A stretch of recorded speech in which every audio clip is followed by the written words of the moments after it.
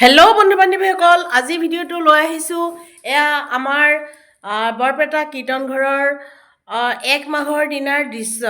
আৰু এই 1 মাঘৰ দিনাই দেখিছেনে মানুহৰ কেনেকুৱা সমাগম। এয়া মাঘ বিহুৰ মাঘ বিহুৰ 1 মাঘৰ দিনা এয়া মানুহৰ সমাগম।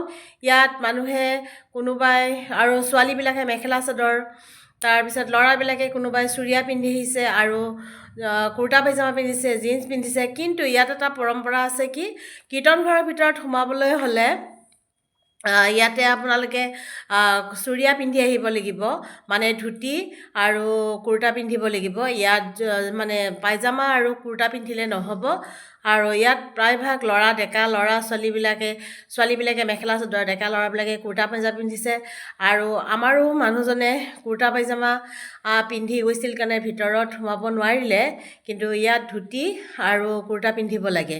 আৰু 1 মাঘৰ দিনাখনে এনেকুৱা মানুহৰ বিহু বুলি এনেকুৱা মানুহৰ কীৰ্তন ঘৰৰ ভিতৰত সমাগম হৈছে। আৰু দেউল বা ফাকুৱাৰ দিনাখন কেনেকুৱা ধৰণৰ অৱস্থা হ'ব আপোনালোকে এবাৰ ভাবি চাওকচোন, কিমান ভাল লাগিব। আৰু সকলোৱে ধুনীয়াকৈ কালাৰফুল ড্ৰেছ পিন্ধি আহিছে, চবেই নিজকে সজাই পৰাই আহিছে। আৰু ইয়াতে কোনোবাই নিজকে চেলফি লৈছে, কোনোবাই কাৰোবাৰ ফটো উঠাইছে।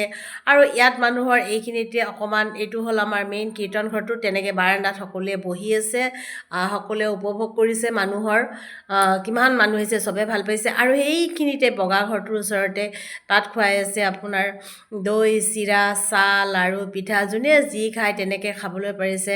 কিন্তু ইয়াত ছিষ্টেমেটিক বনাইছে, ইয়াত লাইনত থাকিব লাগিব। চাহ, পিঠা আৰু লাড়ু পিঠা খাবলৈ হ'লে লাইনত থাকিব লাগিব। আমিও গৈছিলোঁ, আমিও লাইনত থাকি লাড়ু, পিঠা, চাহ ধুনীয়াকৈ খাই মেলি আহিলোঁ।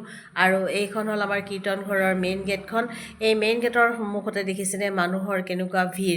1 মাঘৰ দিনাখনে এনেকুৱা ভিৰ, খুব ভাল লাগিল পৰিৱেশটো।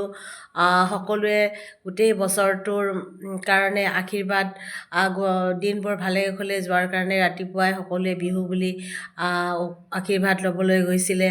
আৰু তাত মানুহৰ সমাগম দেখিছেনে। এয়া মোৰ শাহু, আৰু মোৰ শাহুৱে ক'লে ময়ো যাম। এয়া মোৰ জাজনীয়ে মোৰ শাহুক ধুনীয়াকৈ ধৰি লৈ গৈছে। তেওঁ কৈছে ময়ো এবাৰ নামঘৰত সেৱা এটা জনাই আহোঁ। আৰু তেওঁক আমি খুব আতুলকৈ নিছিলোঁ, কাৰণ ইমান মানুহৰ ভিৰ, পৰি যাবলৈ বুলি ভয় লাগে। আৰু এইটো আছিল আপোনাৰ শ্ৰী মথুৰা দাস বুঢ়াতাৰ ঘৰ।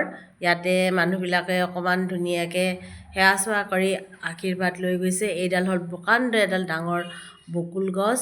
আৰু এইখিনিত ইয়াতে ধুনীয়াকৈ মিউজিয়াম টাইপৰ এটা নতুন বনাইছে। যদি আপোনালোকে ইয়াৰ এনেকুৱা হেৰিবিলাক চাবলৈ মন কৰে, তেতিয়াহ'লে আহিব উৎসৱবিলাকত, খুব ভাল লাগে।